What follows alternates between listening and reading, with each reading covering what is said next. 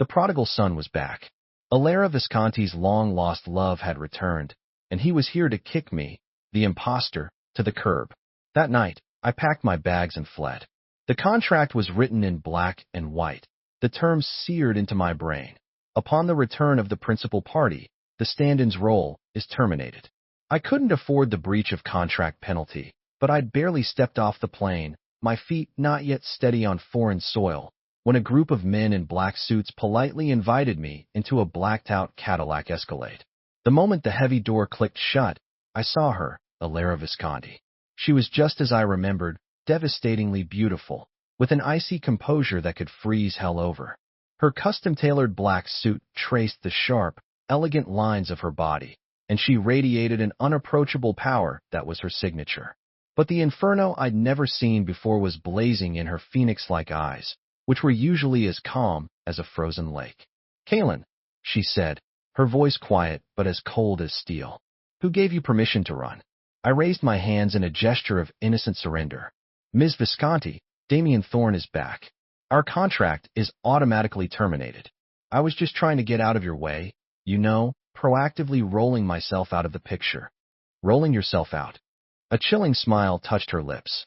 She picked up a coil of rope from the seat beside her and, with practiced efficiency, began binding my wrist to the grab handle in front of me. Her fingers were cool against my skin, sending an involuntary shiver through me. I was stunned. "Ms. Visconti, what are you doing? This is kidnapping. It's a felony."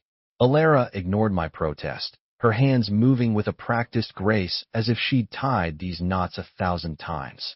She leaned in close, her warm breath ghosting over my ear, but her tone was terrifyingly grim. "I'm going to give you one more chance. Go back to Chicago, continue being Damien, or else." She paused, her gaze drifting slowly down to my legs. "I will break them and make sure you never walk out of this city again." My mind went completely blank. This woman, this titan of industry who stood at the apex of the corporate world, who never betrayed an ounce of emotion, was acting like a madwoman, trying to drag me back by force. Her perfect, idealized love, the man she'd mourned for 5 years, the man she'd paid me a fortune to impersonate, Damien Thorne, was back. Shouldn't she be running to him, overjoyed? Shouldn't she be cutting all ties with me, the counterfeit, with surgical precision? Why? Why would she tie me up, staring at me with the eyes one reserved for a treacherous lover? The Escalade made a smooth, silent U-turn, heading back toward the airport's private terminal. My brain was a chaotic mess.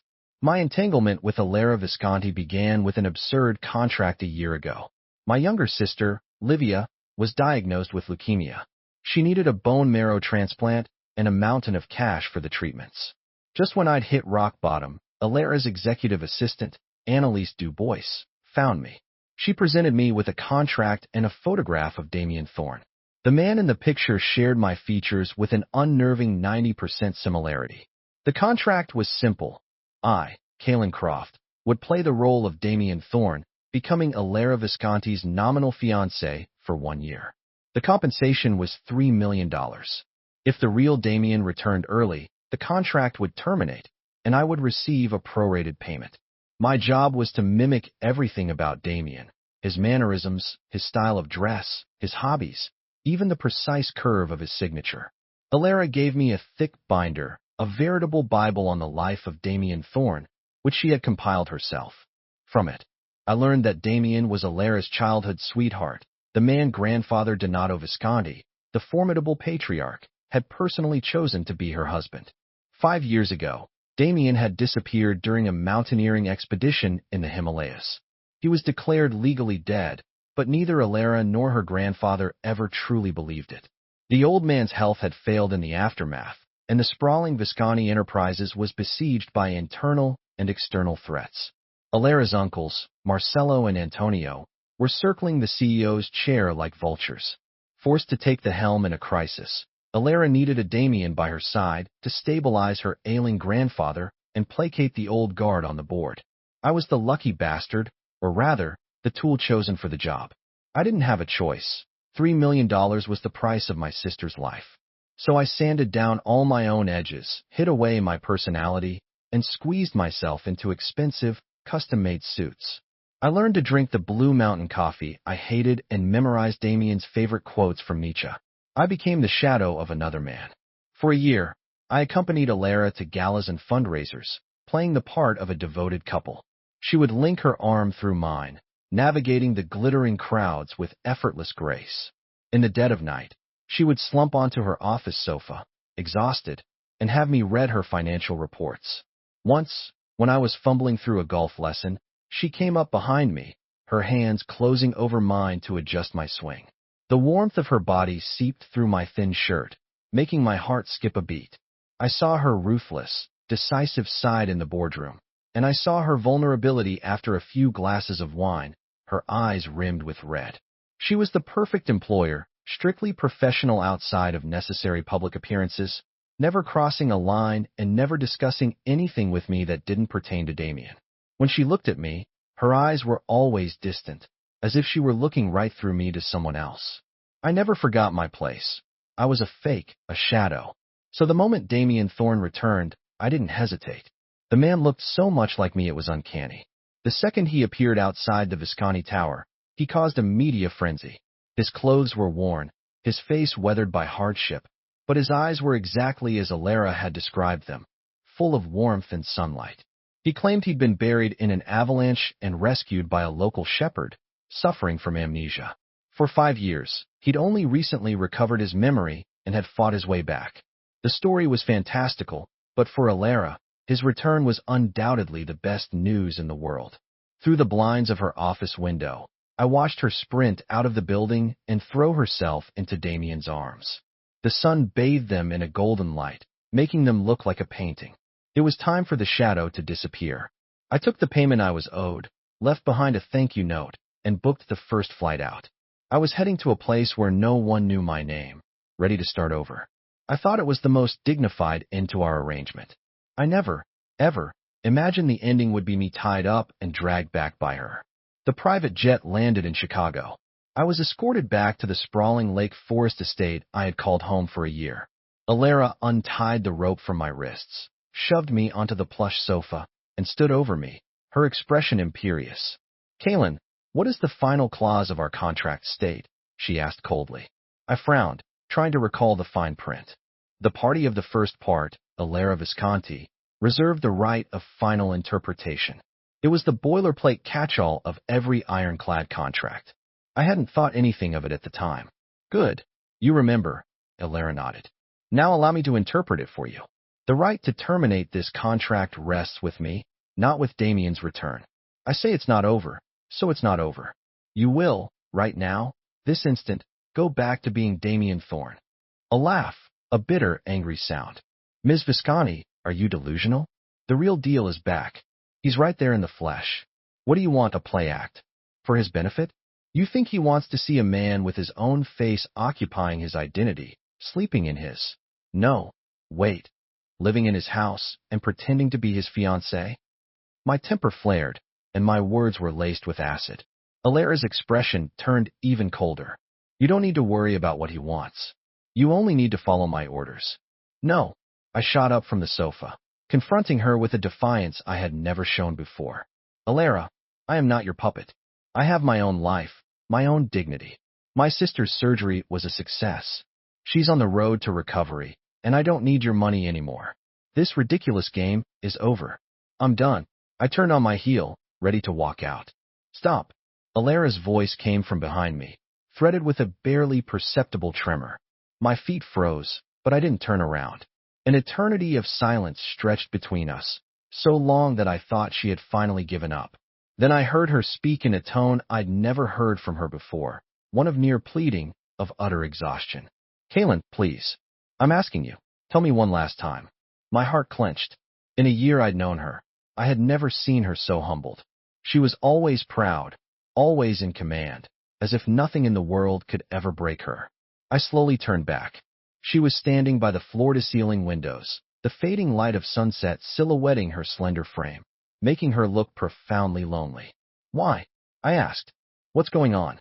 Isn't Damien's return what you've wanted all this time?" Alara didn't answer my question. She just looked at me, her eyes welling with red. "In 3 days, it's my grandfather's 80th birthday gala. I need you to attend with me as Damien. And the real Damien? Where have you hidden him? He's in a very safe place, she said, evading the question. After the gala, our contract will be settled once and for all. You can go wherever you want, and I swear I won't stop you. Her gaze was a storm of complex emotions, a plea for help, a steely resolve, and a deep, sorrowful note I couldn't decipher. My own resolve softened. At the end of the day, she was just a 27-year-old woman, forced to carry a corporate empire on her shoulders, fend off a pack of wolves in her own family, and care for an ailing grandfather. The Damien I portrayed was her only armor. Perhaps his sudden return had upended some crucial plan of hers. Fine, I heard myself say. I'll do it. But this is the last time. The tension in Alara's body seemed to melt away. A faint, fleeting smile touched her lips. It vanished in an instant, but it was like a firework, setting off a chain reaction deep inside my chest. Thank you, Kaylin. It was the first time she had ever said my real name with such genuine gravity. The next 2 days were deceptively calm. Alara didn't mention Damien again, as if he'd never reappeared. She simply handed me a new file detailing Damien's fabricated experiences abroad over the last 5 years. Memorize this, she commanded. Grandfather will ask questions. I stared at the flawlessly crafted history, a sense of absurdity washing over me. The original was back, yet here I was, the stand-in, working overtime to learn an updated script covering his 5-year absence. What on earth was Alara planning? And where was the real Damien Thorne? 1,000 questions swirled in my head, but I knew this wasn't the time to dig for the truth. All I could do was play my part in this final act. Donato Visconti's 80th birthday gala was held at the old family estate, a magnet for the city's elite. Nearly every person of consequence in Chicago was there, dressed in a white tuxedo, with Alara in a matching white evening gown on my arm. We looked like something out of a fairy tale. Damien, you're finally back. The patriarch, his hair and beard snow white, was overwhelmed with emotion when he saw me from his wheelchair. Tears of joy streamed down his face as he gripped my hand, his clouded eyes filled with the relief of having found what was lost. Grandfather, I'm back. I'm sorry I made you worry, I said, delivering my line with a perfect blend of post-traumatic relief and guilt. I could feel Alara's hand tighten slightly on my arm. During the party, Alara's uncles, Marcello and Antonio Visconti, took turns trying to probe for weaknesses. Damien, my boy, what have you been through these past 5 years? You must tell us all about it, Antonio said, his smile as sly as a fox's. Yes, we're all dying of curiosity, Marcello chimed in. While you were gone, our dear Alara was as faithful as a saint, turning down countless eligible young men for you. Their words were dripping with insinuation and ill intent. Remaining composed, I recited the story Alara had prepared for me, complete with compelling emotion, from an avalanche and the rescue by a kind stranger to the subsequent amnesia and the arduous journey of rediscovering my identity. I spoke without a single misstep, painting a vivid and detailed picture. Donato Visconti nodded along, his gaze growing more affectionate by the second. Marcello and Antonio exchanged a look, unable to find a single crack in my story, and reluctantly fell silent. I knew my performance tonight was flawless. I had successfully helped Alara stabilize her position, forcing anyone with designs on her CEO chair to temporarily retreat. Everyone knew that Damien was the patriarch's favorite, and as long as Damien was by her side, Alara's power was absolute. Halfway through the gala, Alara excused herself to the restroom, pulling me into an empty alcove. You did well, she murmured, a note of approval in her voice. Just part of the contract, I replied coolly. She studied me, her gaze deep and inscrutable. Kaylin, after the party, I'll transfer the rest of the money to your account, along with the penalty fee for the breach. You don't need to pay a penalty. We're terminating the contract amicably. No, I'm the one who breached it. Alara shook her head. I was wrong to force you to stay. Her sudden apology left me at a loss for words. I started to say something, but a sharp, piercing voice cut through the party's genteel atmosphere. He's a fake. He's not Damien Thorne at all. We snapped our heads toward the sound. A young man in a waiter's uniform was pointing at me, shouting at the top of his lungs. In an instant, every eye in the room was fixed on me. My stomach dropped. Like sharks smelling blood, Marcelo and Antonio Visconti immediately rushed over. What are you talking about? He's not Damien? What proof do you have? The waiter fumbled in his pocket, pulled out a phone, and held it high, playing a video. The footage was dark, clearly filmed in some kind of basement. A man who looked exactly like me was tied to a chair, his mouth covered with duct tape. He was struggling violently, muffled cries of MMPH. MMPH, escaping him. His eyes were wide with terror and desperation. Though the video was blurry, everyone could see it. The man in the video and I had the same face. The room erupted. My God, there are two of them. The one in the video must be the real one. He's been kidnapped. Then who is this one? Seeing the video, the old patriarch began to tremble with rage. He pointed a shaking finger at me, his lips quivering, unable to form a single word. You, who in God's name are you? Triumphant smiles spread across Marcelo and Antonio's faces. They flanked me, their eyes burning with menace. Well, Alara. So you found an impostor to deceive your grandfather, to deceive all of us. Do you have any respect for this family? Talk. Where have you hidden the real Damien Thorne? The accusations, the doubt, the fury, it all crashed over me like a tidal wave. I was speechless. Instinctively, I looked to Alara, desperate for an explanation, but her face showed no trace of panic. Instead, she looked relieved, calm. She walked to my side, faced the stunned crowd, and took my cold hand in hers. Then she said something that turned me and everyone else in that room to stone. That's right. He isn't Damien. He's the man I love, Kalen Croft. My brain shut down. The man she loves, Kalen Croft? Is she talking about me? It wasn't possible. This was an act. It had to be. This was her desperate play to handle the crisis, throwing me under the bus as a new kind of shield. I felt her hand gripping mine, her palm slick with sweat, a slight tremor running through it.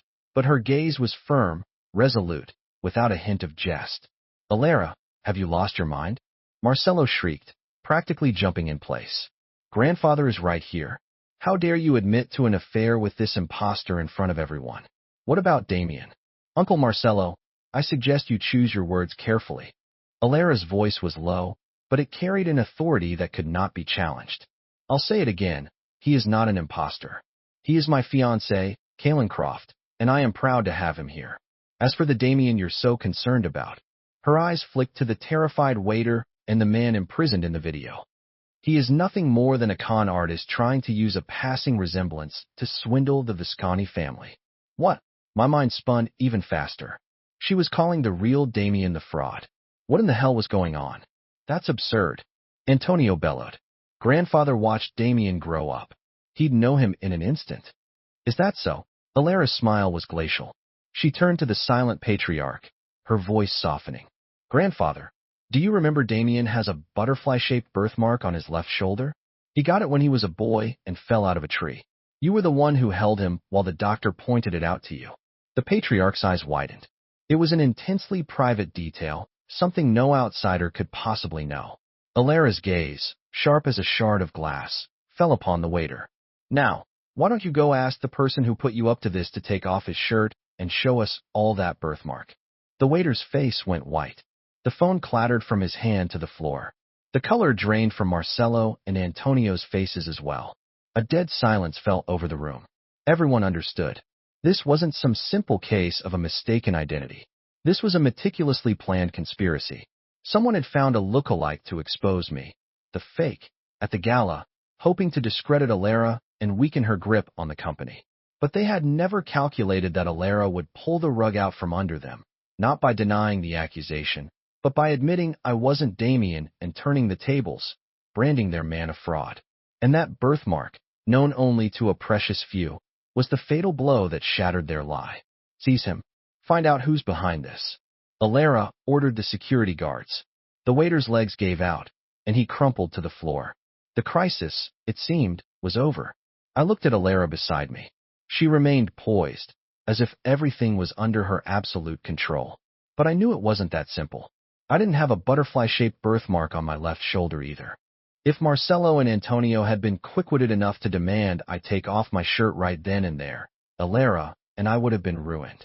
She had been gambling that they wouldn't dare, that their own guilt would make them hesitate. And she had won. But why would she do it? Why announce to the world that I was the man she loved? That went far beyond the scope of our contract. This performance was far too convincing. The shock of the evening was too much for the old man. He was taken to his room to rest, and the gala ended abruptly. The ride back to the estate was steeped in silence. I tried to speak several times, but the words wouldn't come. It wasn't until the car glided to a stop that Alara finally spoke, her voice laced with exhaustion. Today must have been a lot for you. A lot doesn't even begin to cover it. I gave a weak, humorless laugh. I feel like I just got off the world's most terrifying roller coaster. My heart nearly beat out of my chest. Alara, what are you thinking? The man in that video, that's Damien? She interrupted me, her voice flat. What? He really is Damien? Then the birthmark, I made it up. My entire worldview shattered for the second time that night. She hadn't just publicly branded her long-lost love a fraud. She'd used a complete fabrication to nail him to a cross of shame. It was ruthless. Why? I was completely bewildered. Why would you do that to him? Isn't he the one I cherished and mourned? Alara finished for me, a self-deprecating smile twisting her lips. It was a smile full of bitterness and grief. Kaylin, the most deceitful things in this world are our own eyes. She turned her head, her gaze locking with mine, deep and penetrating. Because the Damien Thorne who came back, she said, enunciating every word, is, from head to toe, a complete and utter bastard. In her study, surrounded by shelves of leather-bound books, Alara finally laid out the whole ugly truth. Damien's return wasn't some heartwarming love story. It was a calculated, vicious blackmail attempt. 5 years ago, he didn't disappear, she said, her voice eerily calm, as if recounting a story about strangers. He embezzled a fortune from a corporate project and ran off with a woman named Simone. At the time, Visconti Enterprises was negotiating a major deal with an overseas consortium. That money was the initial capital, a massive sum. Damien, as one of the project leads, used his position to divert the funds into a secret offshore account. To cover his tracks, he staged a mountaineering accident. I was floored. This was more dramatic than any soap opera. The man she had described as warm, gentle, and perfect, her idealized lost love, was a common thief who'd abandoned her for another woman. Then why didn't you go to the police? Why did you keep telling everyone he was just missing? Because of my grandfather, her eyes reddened. His health was already fragile back then. He loved Damien like his own grandson. If he learned the truth, the shock would have killed him. On top of that, if word got out that the project funds were stolen, our stock would have plummeted. We would have faced bankruptcy. So she chose to hide it.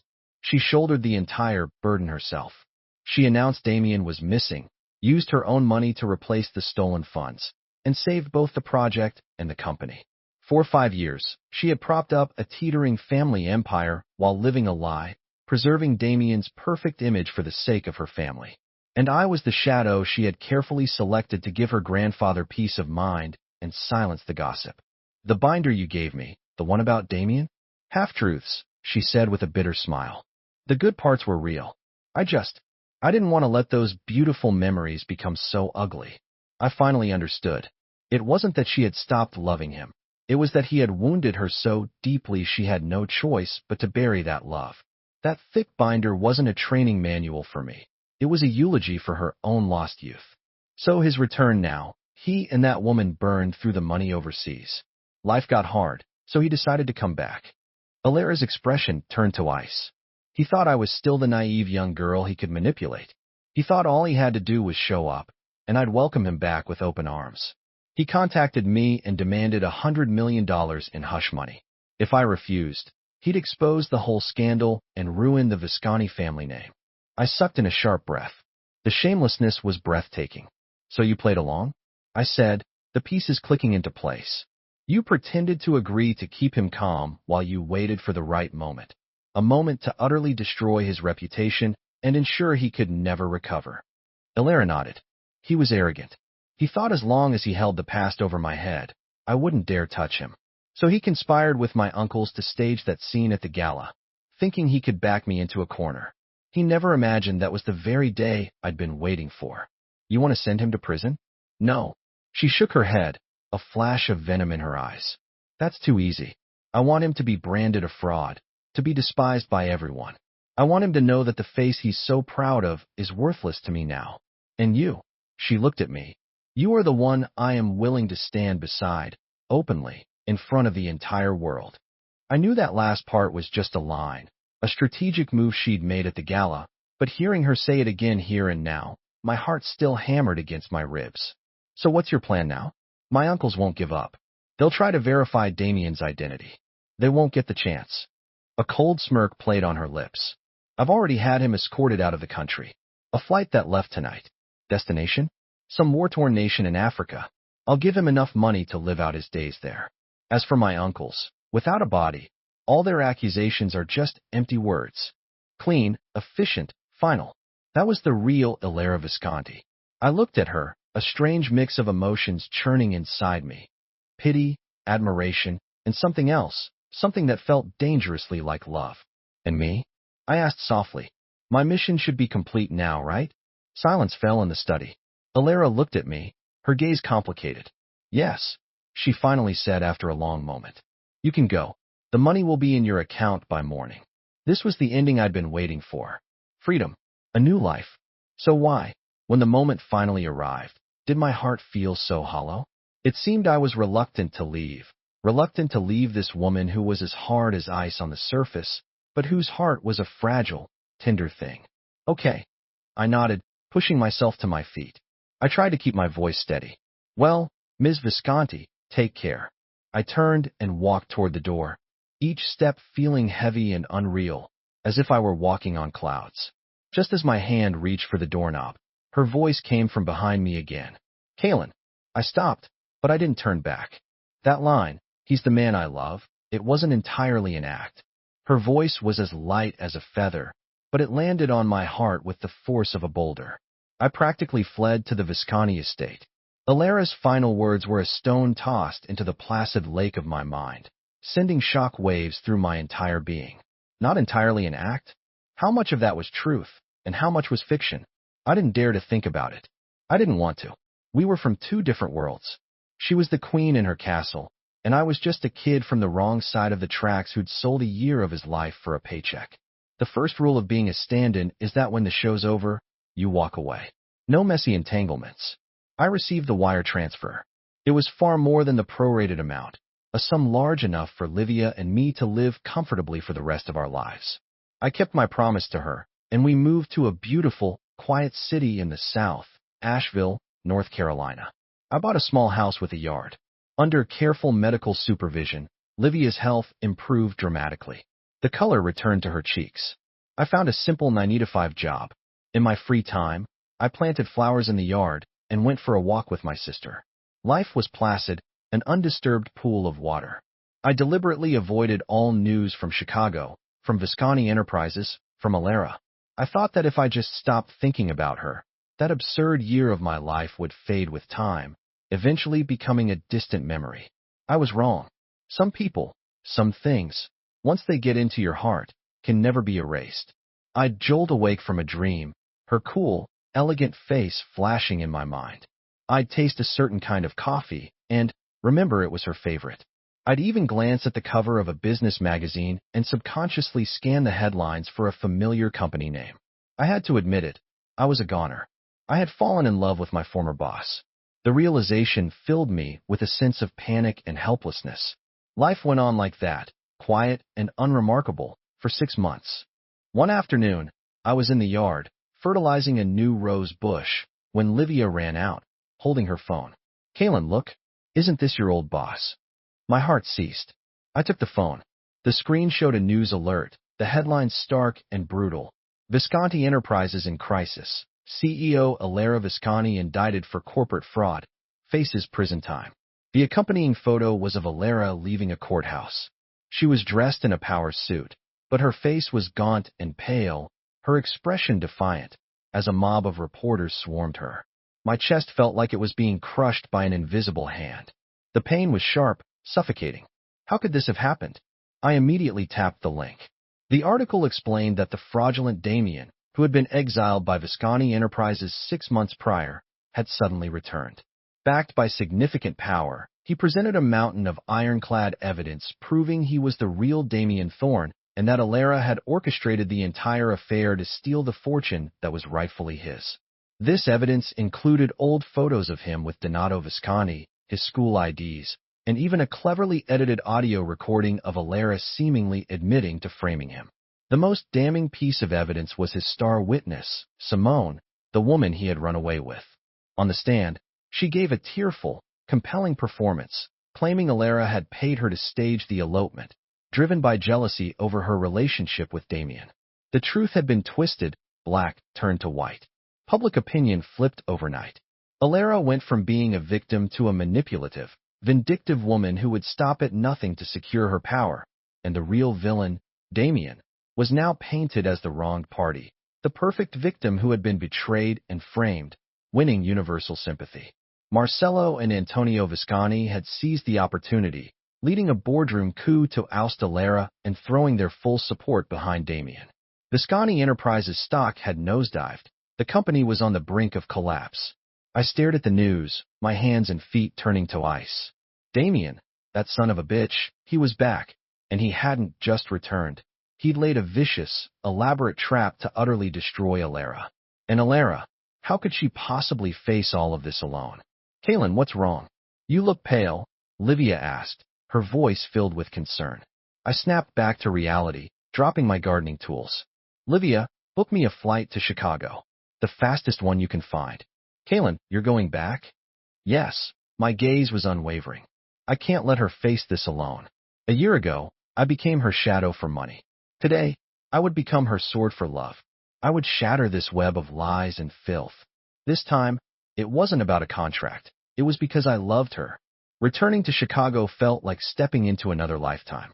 The city's glitz and glamour were the same, but all I felt was a biting, hostile cold. The first person I called was Annalise Dubois, Alara's assistant. Her voice on the phone was ragged and exhausted. We met at a coffee shop. Mr. Croft, what are you doing back here? Annalise looked shocked to see me. How is she? How's Alara? I cut straight to the point. Annalise's eyes immediately filled with tears. Not good. She lost the lawsuit, and the board forced her out. When her grandfather found out the truth, he had a massive stroke. He's still in the hospital. It's Tachango. And Damien, that monster, he's the acting CEO of Visconti Enterprises now. Every word was a knife twisting in my heart. The evidence, I asked. Damien's proof, it's all forged. Can't anyone see that? It's no use, Annalise said, shaking her head in despair. He was too well prepared. The audio recording was a deep fake, but it's flawless. The best forensic experts couldn't prove it was fabricated. As for Simone, she was bought and paid for a long time ago. We can't find a single piece of evidence to counter their story. Ms. Visconti, she can't even go back to the estate. Damien had her thrown out. Where is she now? In an apartment on the outskirts of the city, a small place she bought years ago. I got the address and drove there immediately. It was a plain, old apartment building, a universe away from the magnificent estate in Lake Forest she once called home. I knocked for a long time before a hoarse voice finally answered from within. Who is it? It's me, Kaylin. The voice inside fell silent. A few moments later, the door creaked open a few inches. I saw Alara. She had lost so much weight. Her eyes were sunken, her face as pale as a sheet of paper. A dead, defeated energy clung to her. She looked nothing like the vibrant, commanding queen she had once been. Seeing her like this, my heart shattered into a million pieces. She seemed stunned to see me, a flicker of surprise in her eyes that was quickly extinguished and replaced by a dull emptiness. What are you doing here? She asked flatly, her tone designed to keep me at a distance. Are you here to laugh at me? I'm here to help you. I pushed the door open and stepped inside. The apartment was a mess. The curtains were drawn, and the air was thick with the smell of stale alcohol. Help me. Alara let out a short, sharp laugh, as if I'd told the funniest joke in the world. How can you help me, Kaylin? Have you forgotten who you are? You're nobody now. Get out of here. I don't want to see you again. She tried to shut the door. I blocked it with my body, my gaze locked on hers. Alara, look at me. I forced her to meet my eyes. 6 months ago, you asked if I was scared. I'm telling you now, I wasn't scared. I was just furious with myself for being so stupid, for not staying to help you.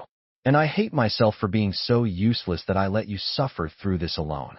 My voice trembled with emotion. Alara stared at me, her eyes slowly filling with tears. I'm back now, I said, taking a deep breath. And I'm not leaving again. Whatever comes next, whether it's hell or high water, I'm with you. Her defenses finally crumbled. Like a lost, helpless child, she threw herself into my arms and began to sob, all the pent-up grief, injustice, and despair of the past months pouring out of her. I held her tightly, letting her tears soak my shoulder. I'm sorry, I'm so sorry, she whispered over and over into my chest. I'm the one who should be sorry, I murmured, gently stroking her back. My voice was soft but firm. Alara, trust me.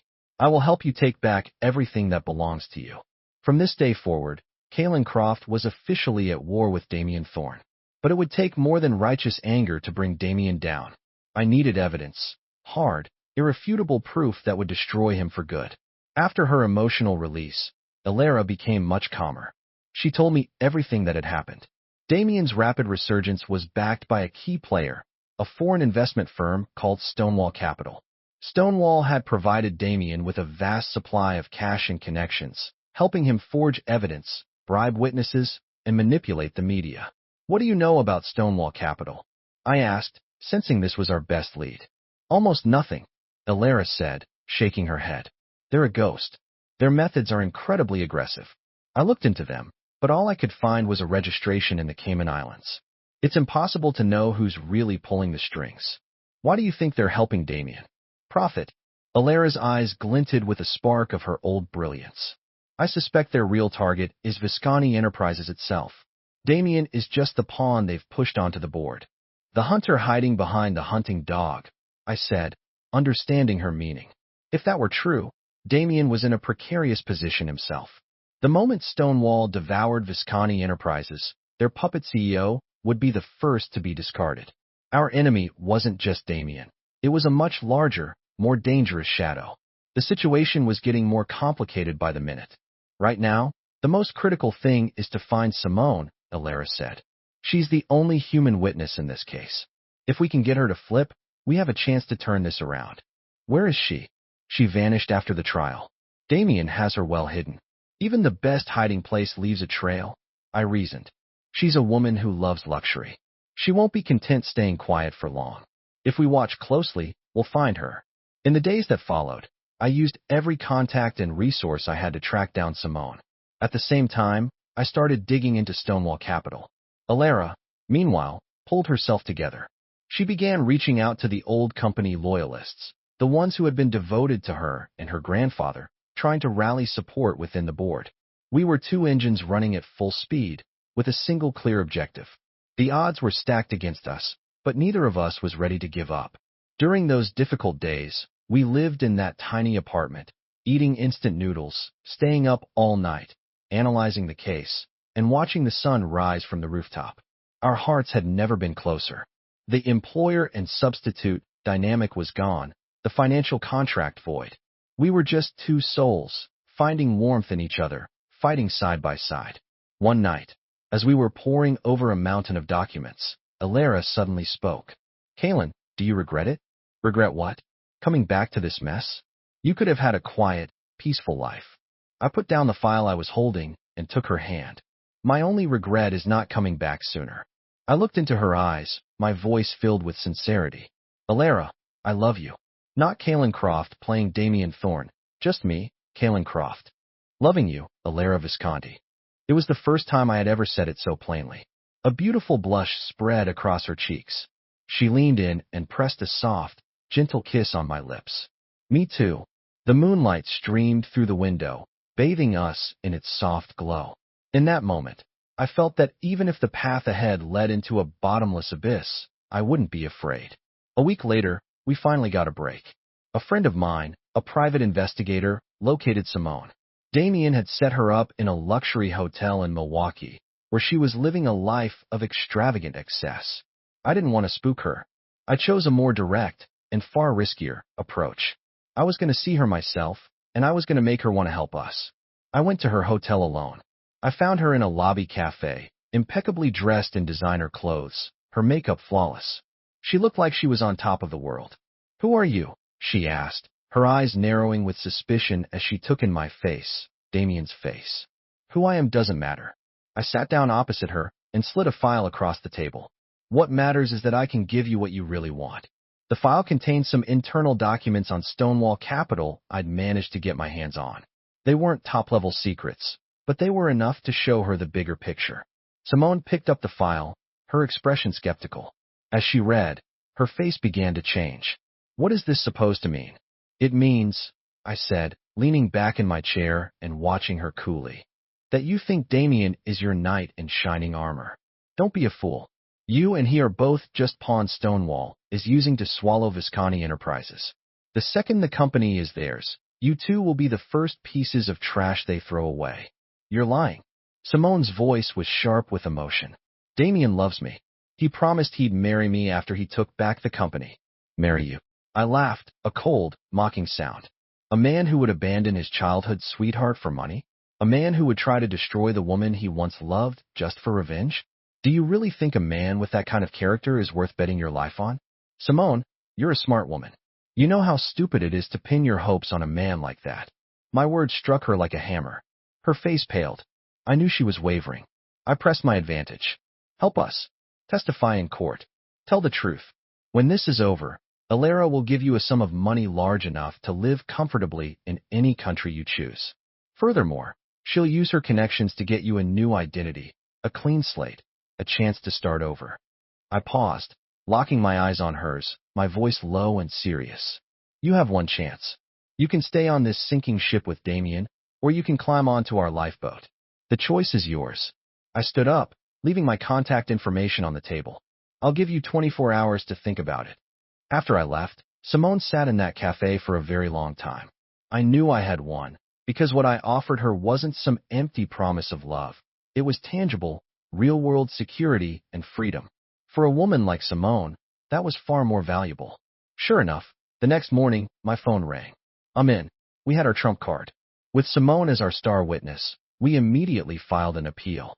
On the day of the hearing, Damien's face was a mask of cold fury when Simone took the stand and, one by one, laid bare all of his dirty secrets. How he had bribed her, how he had forged the evidence. The courtroom erupted. The media narrative flipped again, this time for good.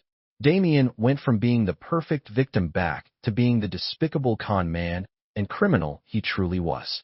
This time, there would be no comeback. The court overturned the original verdict on the spot, restoring Alara's name and all her positions at Visconti Enterprises. Damien was arrested in the courtroom for fraud, perjury, and conspiracy. A long prison sentence awaited him. As we walked out of the courthouse, the sunlight was so bright it was almost blinding. Alara squeezed my hand, her eyes red with tears, but her lips were curved in a smile. We had won.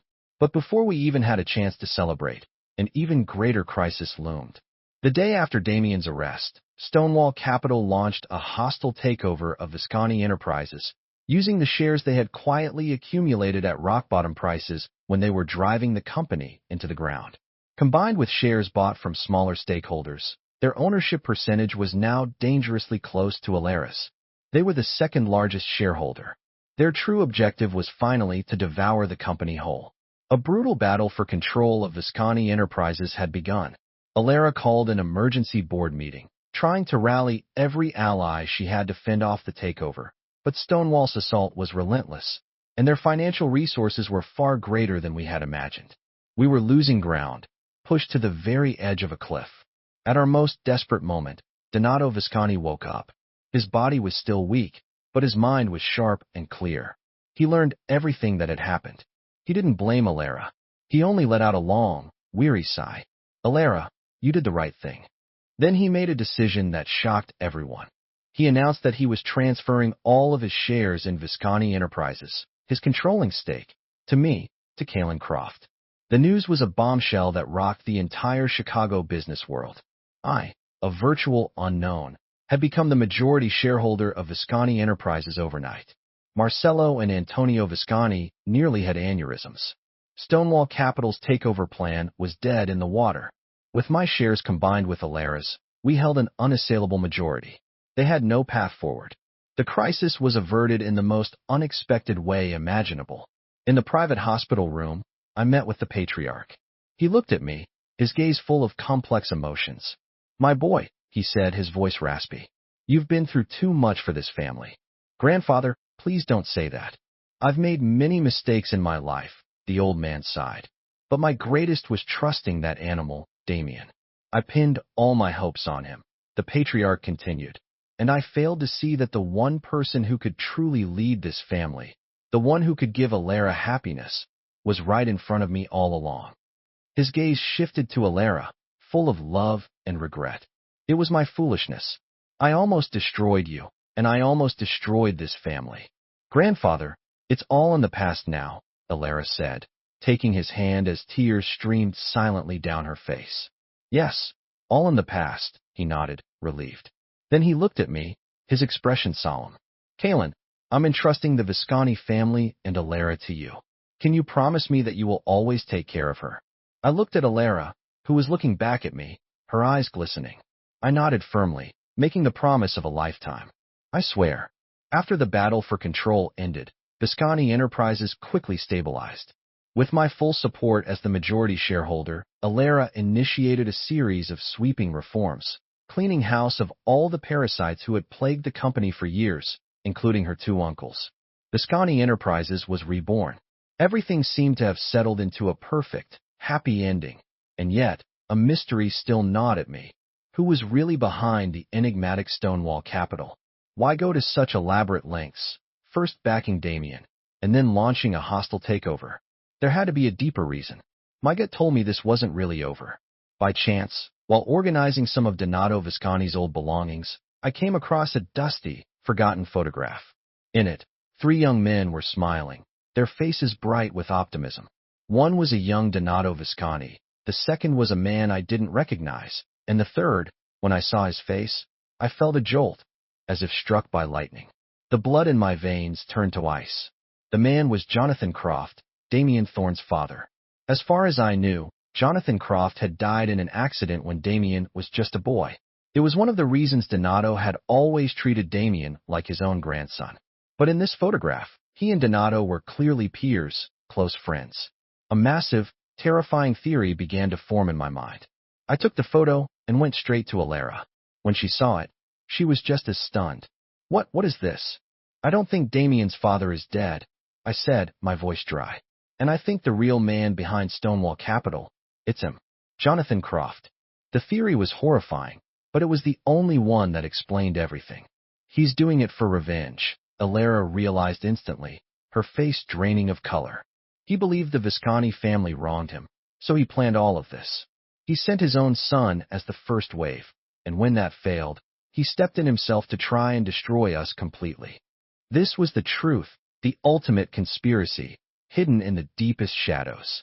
Damien had been a pawn from the very beginning, a piece in his father's vengeful game. Whether he succeeded or failed was irrelevant. The Real Hunter had been lying in wait the entire time, ready to deliver the killing blow.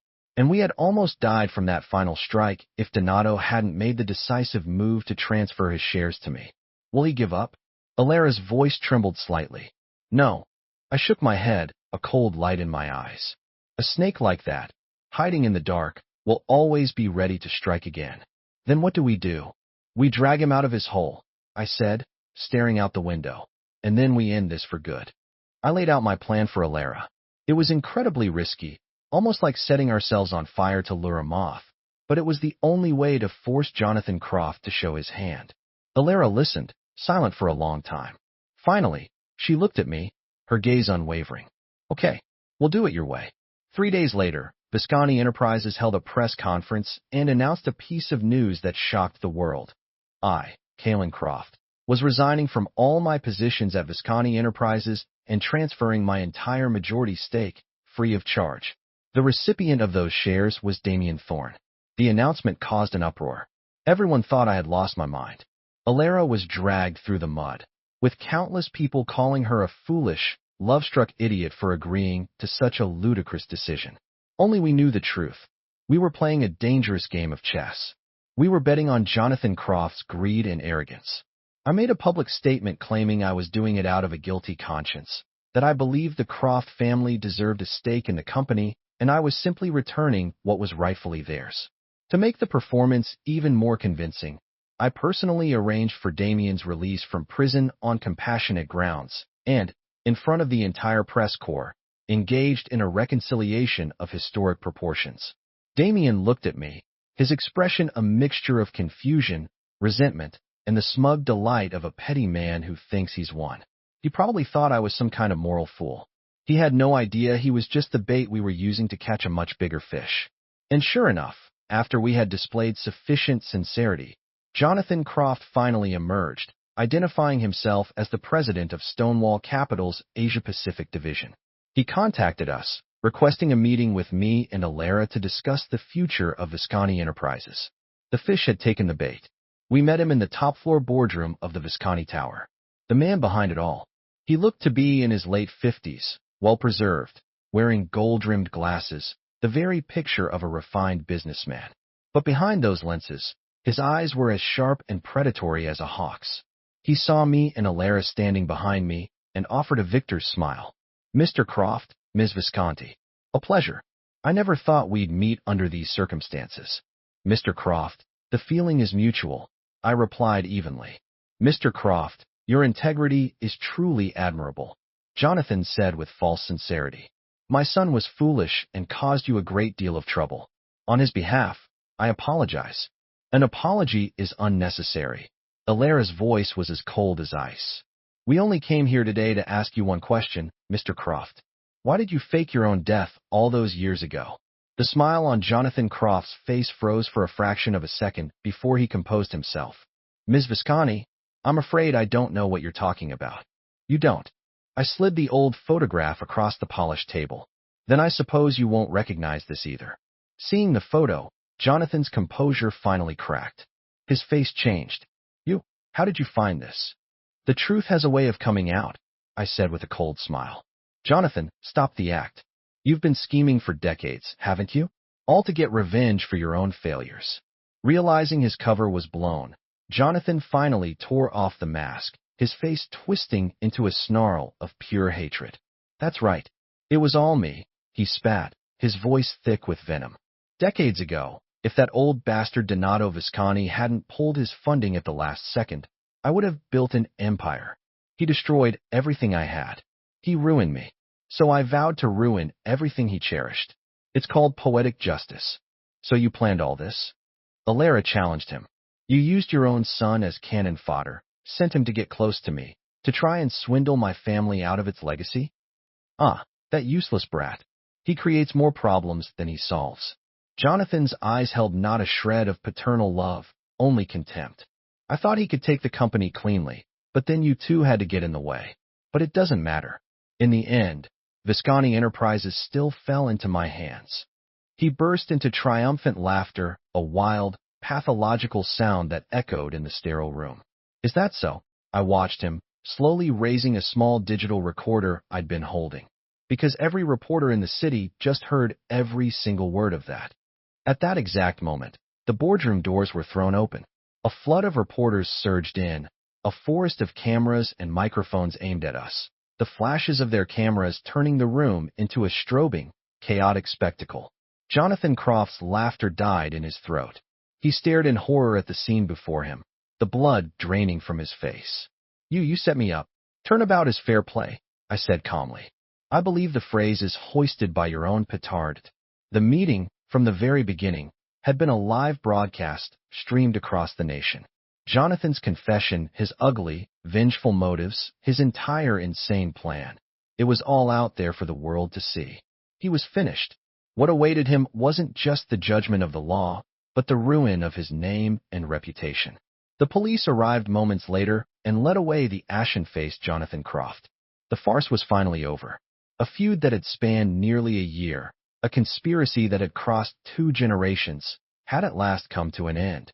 Sunlight poured through the massive windows, filling the boardroom with a bright, warm glow. I turned and saw Alara watching me. Her eyes were shining with tears, with relief, with gratitude, but most of all, with a love so profound it seemed to overflow. I walked to her and pulled her into my arms. "It's over," I said. "Yes," she whispered, "it's over." She rose on her toes and kissed me. Then she smiled. It was the most beautiful smile I had ever seen. There was no ice in it, no pretense, no exhaustion or defensiveness. It was a smile that came from her very soul, as brilliant as a summer flower, as warm as the spring sun. I knew that in that moment, she wasn't just saying goodbye to Damien, her so-called one that got away. She was closing the door on the dark, heavy past that had imprisoned her for so long. From now on, her life would be filled with nothing but sunlight, and love, and me, Kalen Croft.